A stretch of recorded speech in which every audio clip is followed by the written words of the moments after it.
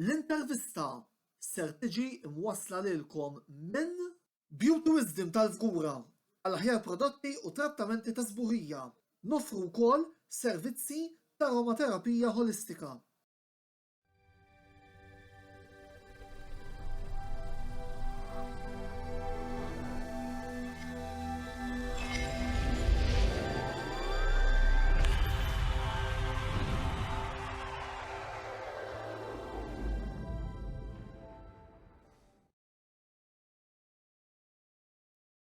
Antonello bella jselmilkom u jilqakom għal 5 programm mis-sensiela l-intervista. Illum għall-ewwel darba se nkunu qegħdin nitkellmu fuq ix-xena tal-futbol lokali. Preċiżament illum se nkunu qegħdin nitkellmu fuq il-partita klassika tal-Kampjonat BOV Premier li se jkollna nhar il-Ħadd li ġej fis-satejn bejn Valletta u Hibernians. U għal dan il-għan, il-lejla miegħi se jkolli partitarju ta' Valletta, Friggieri, kif ukoll partitarju ta' Hibernians li huwa Darren Lynch.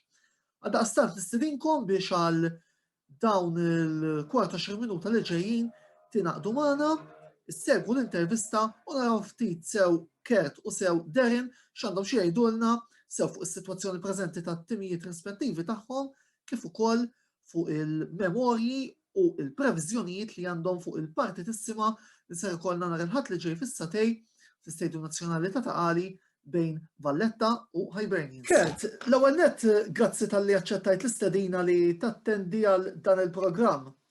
Żgur li ħadd ma stenna lil Valletta jkunu daqshekk maqtuwajn mill-ġlieda titlu din is-sena.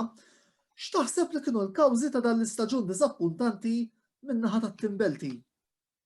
Mela, l-ewwel nett nixtieq nirringrazzja lilek tal-istedina fuq dan il-programm, insellem lil kull min qed jarana u l-ħabib tagħna Darren ukoll. Mela, niġu għal-mistoqsija tiegħek. Per se ma naħsibx li hemm ħafna kawżi kif il-medja sportiva Maltija qed tipprova tpenġi, bħal pereżempju problemi internament u ħafna minn dawn l-affarijiet. Jien naħseb il-kawża prinċipali tat-tim tal-Beldi sena hija dik li ngħidilha in-natura sportiva. Kemm nafu wkoll il-Belt dal-aħħar 15-il sena kienet forza qawwija fil-futbol Malti. Tista' tgħid li kull tim li kien jinżel jilgħab kontra l-Belt, almenu l-maġġoranza minnhom kien jinżel kważi rassenjat għal telfa. Għalfejn għax il-Belt kienet forza qawwija kif diġà għedt. Però kull bidu fih tmiem, naħseb li din hija kienet era sabiħa, era qawwija, era dominanti li kif qed naraw qed tispiċċa bil-mod naturali tagħha. Jiġifieri plejers qed jikbru, forsi tonqos ftit il-motivazzjoni wkoll u ħafna affarijiet minn dawn.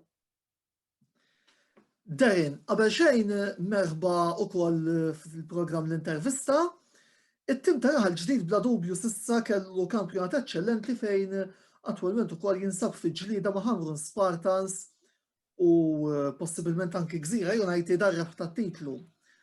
Temmen li din is-sena tista' tkun is-sena li naraw nurġej lejn il-pjazza fit-tmiem dal-istaġun?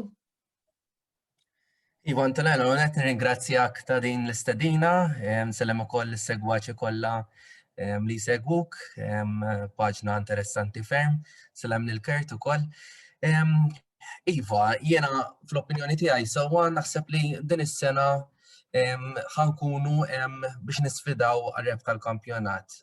Għaliex, apparti l-akkwisti il-ġodda li għamilna fis-suq ta' trasferimenti f'Jannar, nemmen li għandna skwadra kompatta, għandna Maltin ukoll players Maltin verament tajbin, ilhom jilagħbu flimkien taħt it-tmexxija tal-coach Stefano Sanderra li qed jagħmel biċċa xogħol tajba, ma nafx hekk segwejt il-tim dan l-aħħar il-futbol li qed nilagħbu bħala tim tal-ħibs qed nilagħbu futbol verament sabiħ, immexxu l-ballun malajr, dawk il-one touches u mmexxu l-ballun verament sabiħ. Iva, għal xiex le, nemmen li bl-iskwadra li hemm taħlita tajba ta' players bl-esperjenza kif ukoll żgħażagħ barranin verament tajbin, mhux daw l-akkwisti li għamilna f'Jannar biss, iżda insemmi wkoll lill-Brażiljan li kien jilgħab mad-Dinamo Kiev,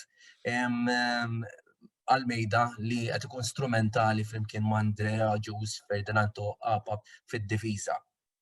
Qegħdin setup tajjeb ħafna, kumitat qed jaħdem bla wafqin, kumitat ħabriki, u nixtieq ukoll kittini l-opportunità insemmi lill-communications team tal-Hibernians li qed jagħmlu biċċa xogħol tajba din is-sena, din tim li qed inwasslu lill-partitarji informazzjoni, aħbarijiet, riżultati fuq is-social media stana, il-Facebook, l-Instagram, taf inti bħalissa dejjem minn pandemija, allura dak li jkun ma jistax jitla l-grant, allura bil-servizz li qegħdin joffru sħabi, jiena u sħabi qed inwasslu lill-partitarji l-informazzjoni kollha rigward dan il-klabb maħbub tagħna Antonello. Kert, temmen li l-coach il-ġdid tal-Belt Cardozo Mendes huwa l-bniedem li jista' itella lil Valletta ftit iżjed il fuq fil-klassifika u anki jirranġa s-sitwazzjoni xejn feliċi li hemm għaddejja bħalissa?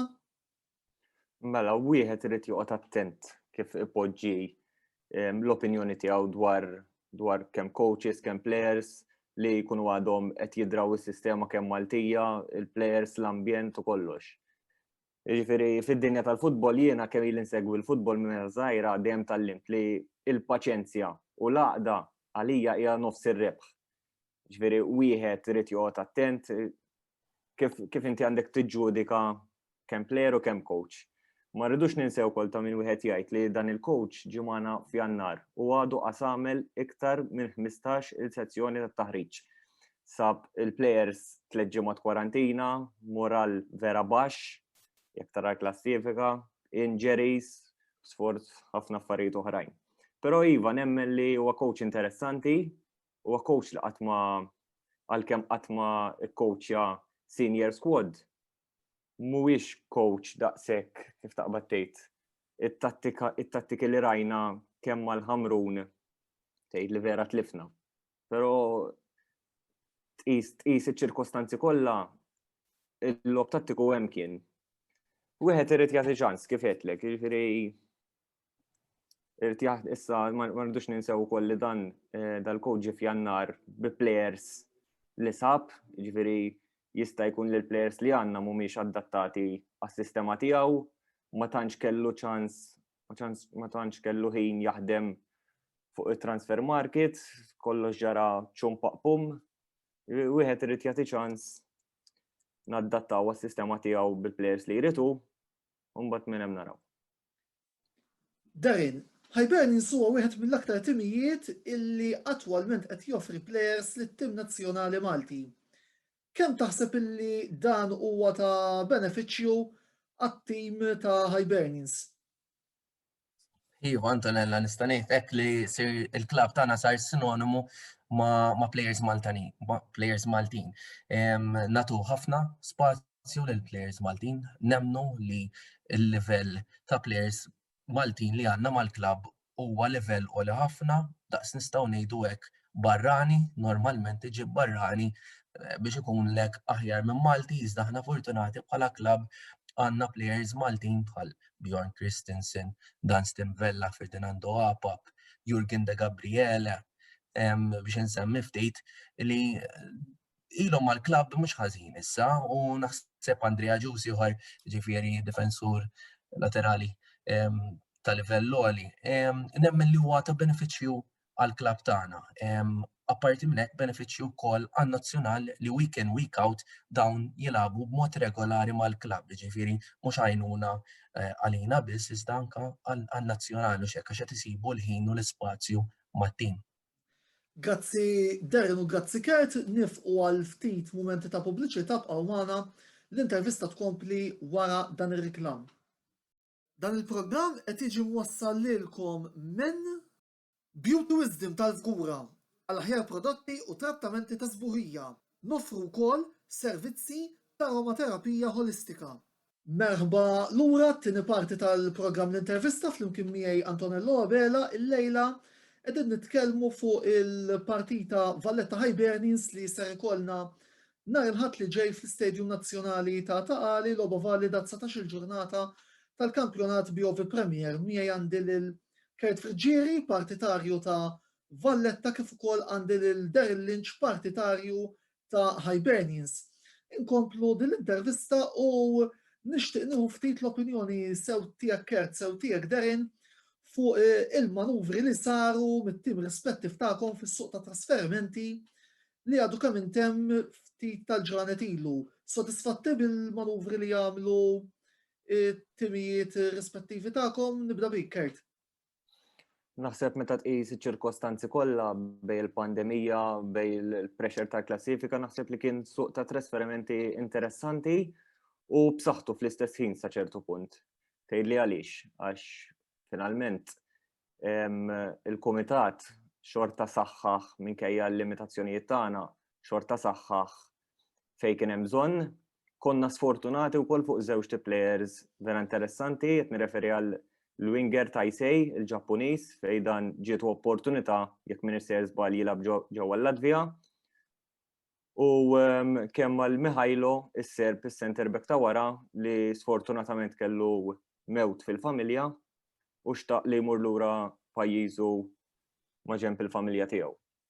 Però kif għedlek, il-Kumitat ħabriki nixtieq nirringrazzjahom minn hawn nsellmilhom ukoll xorta ħadmu minkejja limitazzjonijiet ta' min wieħed jgħid li il-belt għalkemm hija forza qawwija fil-futbol Malti ma taqax taħt il-kategorija tal-iktar tim li jħallas il-plejers tiegħu, anzi huwa ferm iktar il-baxx minn daqskemm wieħed jaħseb.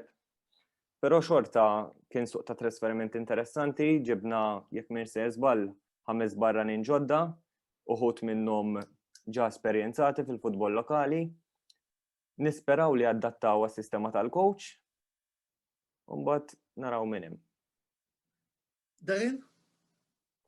Min-naħa tagħna bħala Hibernians nista' nqisu bħala meqjus u b'saħħtu ħafna dan is-suq ta' trasferiment. Ilu ma jkollna suq ta' trasferimenti daqshekk b'saħħtu żmien fl-opinjoni tiegħi. Għaliex ngħid meqjus. Ġibna players bħal Tiago Adan Fonseca kif ukoll Imanol Riberi, skużani, li dan labu magħna diġà mal-klabb, jiġifieri jafu s-sistema ta' kif naħdmu biha aħna. Ġibna wkoll l-akkwist mingħand is-Sejrins ta' Sergio Raffael, player verament interessanti u validu, kellna bżonn dak id-destructive midfielder fin-nofs il-ground, naħseb li ħajkompli jaqadna u jisaħħaħna. U fl-aħħar il-firma kulħadd kienet jistennih dan l-aħħar fost il-partitarji Pawlisti ta' Gilmar Ribiero. Nafu l-kwalitajiet ta' dan il-plejer, kellna bżonn dak il-plejer li jsib il-gowl, li joħloqlok gowl mix-xejn, kulħadd jaf xi kwalitajiet għandu dan il-plejer. Naħseb dik kienet miċċirasa fuq il-kejk fl-opinjoni tiegħi li kellu bżonn it-tim biex bekk issa nistgħu mmorru dritt biex niċċallenġjaw għar-reb tal-kampjonat. Niġu issa għall-sfida ta' nhar il-Ħadd li ġej bejn Valletta u Hibernians. Liema hija l-isbaħ esperjenza li għandkom intom bħala partitarji minn din il-logħba kemm ilkom segwu t-tim rispettiv tagħkom. Nibda minnek Darren.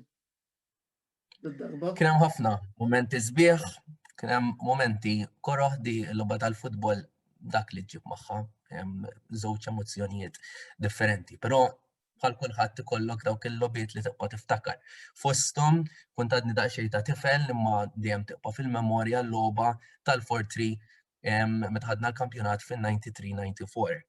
L-ewwel unur li niftakar nistgħu ngħidu hekk kienet ir-rebħa li kellna fuq Valletta fl-FA Trophy fin-1998 taħt it-tmexxija tal-coach Mark Miller dak iż-żmien. Dak niftakar l-ewwel unur li rajt it-tim tal-Hibs jerbħu fil-memorja tiegħi. Niftakar konna morna niċċelebraw ġol pjazza ta' Raħa ġdid, l-għada kont skola ma kont fis-seba' sema.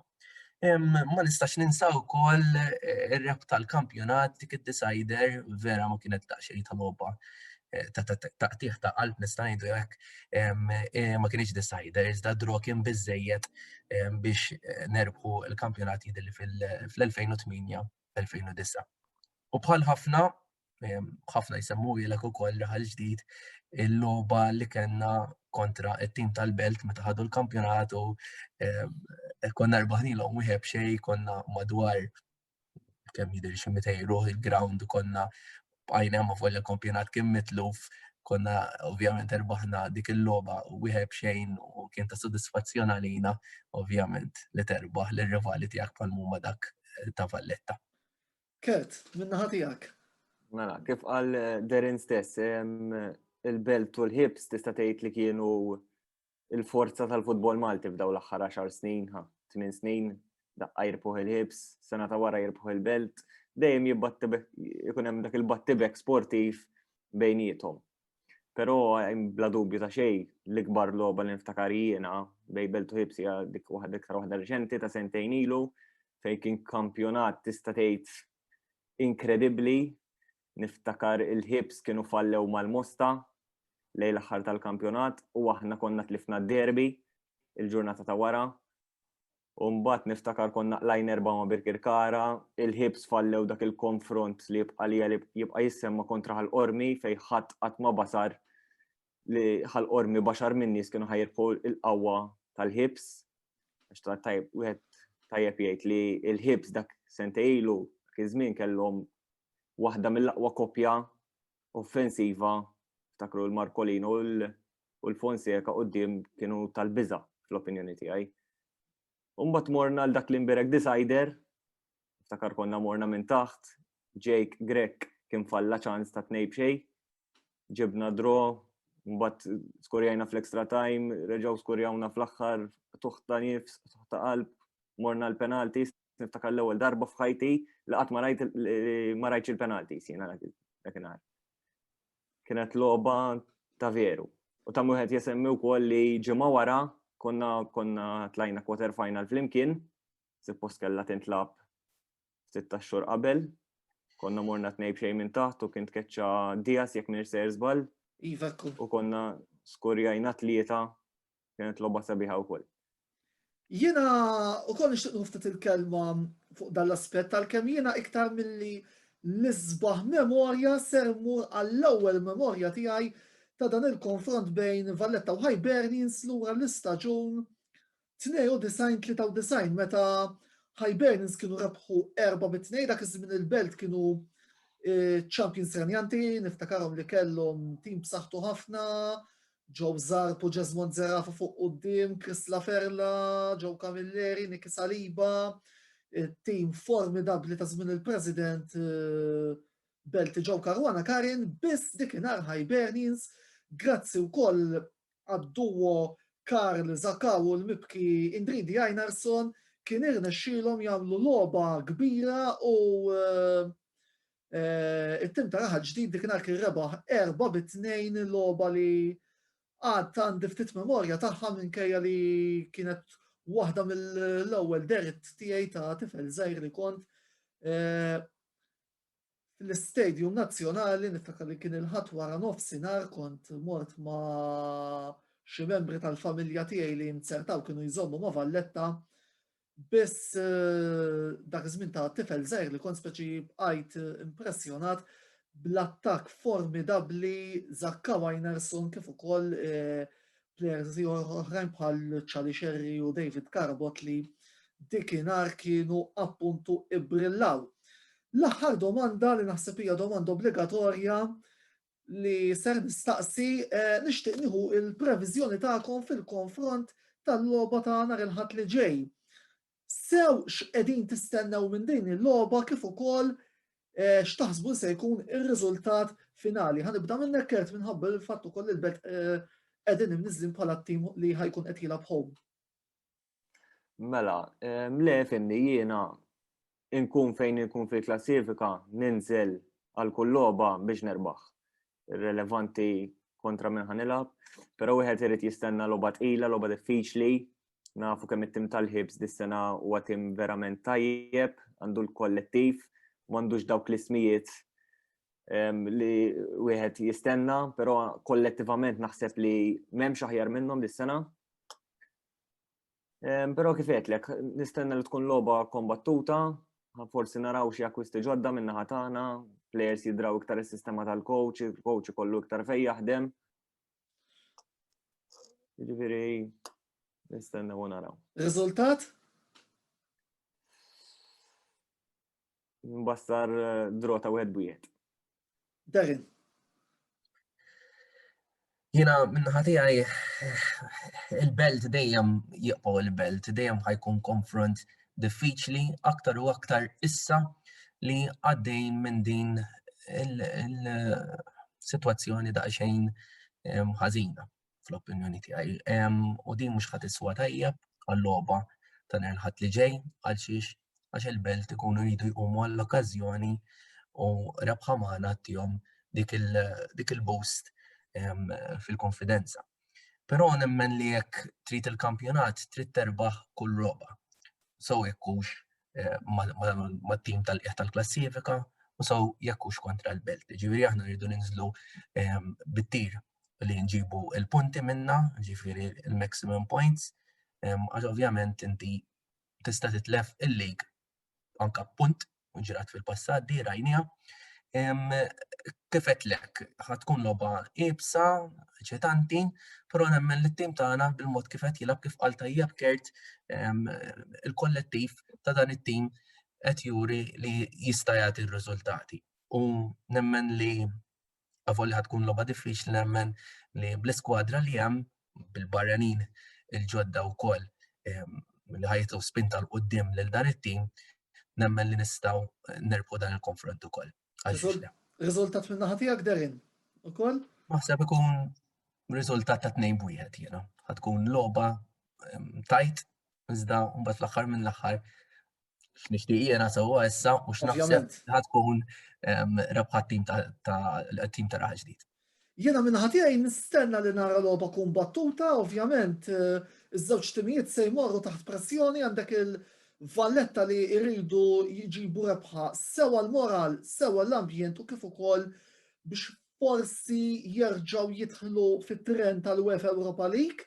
Min-naħa l-oħra Hibernians ser ikunu taħt pressjoni mal-fatt li jridu rebħa biex jibqgħu jżommu kuntatt ma' Hamrun Spartans illi ukoll fit-tmiem il-ġimgħa ser ikunu qegħdin jilagħbu kontra Gudja United eżattament fit-tmiem dan il-konfront bejn Valletta u Hibernians. Previżjoni tiegħi naħseb illi Hibernians jirbħu 2-0 biss ma nemminx li ser tkun xi rebħa daqshekk faċli. Qabel ma ntemmu dan il-programm tal-intervista tal-lejla nixtieq sew nirringrazzja lil Kert u lil Darren talli oġobhom ukoll jattendu għal dan il-programm. Grazzi wkoll lill-sponsors tagħna Beauty Wisdom tal-Fgura għal l-aħjar trattamenti u servizzi ta' sbuħija. L-intervista il-ġimgħa d-dieħla tirritorna bi programm ieħor b'mistiednin differenti fejn din id-darba ser nkunu qegħdin nitkellmu fuq il-UEFA Champions League li ser tkun ħatibda ftit jiem wara.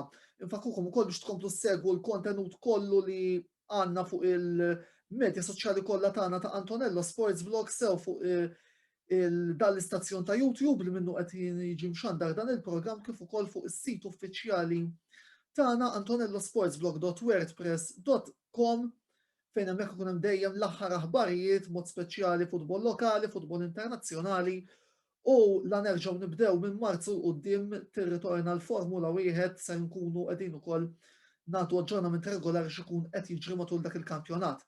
Sakemm nerġgħu niltaqgħu, Antonello Bela jagħtikom il-kumplament tas-serata tajba, ħudu ħsieb u l-kumplament tas-serata tajba. Ċaw.